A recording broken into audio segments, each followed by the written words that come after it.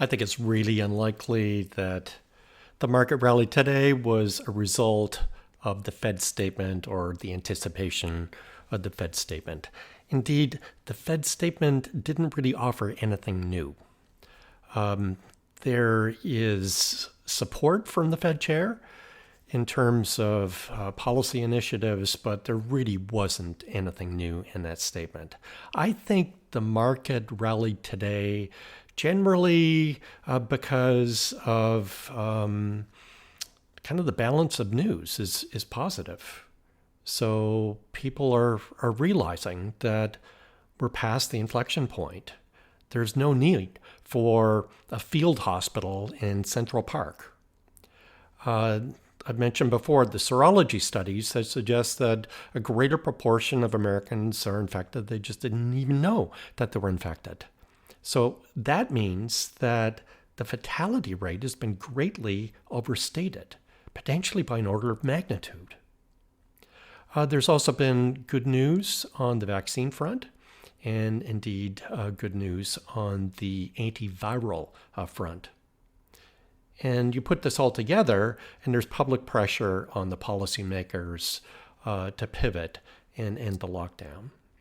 So I think that is important. You see stories now in the media about countries that are taking different approaches. So countries like Sweden, like Iceland. So I think that is the main driver. The other thing is just looking at growth.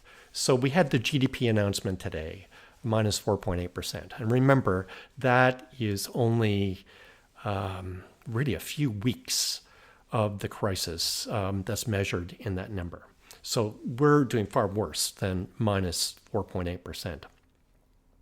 So I think that that number will probably be revised downward to minus 6%. And my expectation is that the second quarter number is going to be brutal. It'll be minus 30%.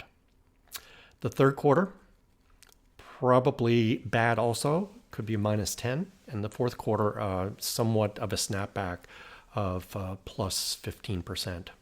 So you put all that together, that's minus 7.8% for the year, which is a very, very serious recession.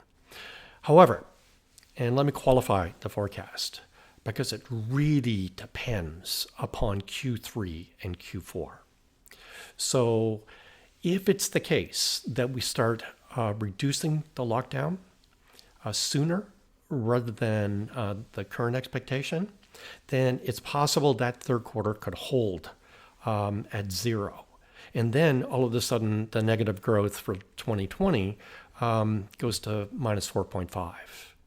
And it's also possible that we have significant innovation in pharmacological solutions, or maybe even news of a vaccine solution in the fourth quarter that could change that plus 15% to plus 20% easily. So that fourth quarter is super important. And that reduces the pain in terms of the year. And my calculations would have minus 4.3%. So the growth expectations, I think, are really important. The market has kind of taken this into account. This is not going to be a minus 30% growth in GDP for 2020. The real question is, when do we have the snapback? Does it begin in the third quarter? And how big is that? Or do we have to wait until the fourth quarter?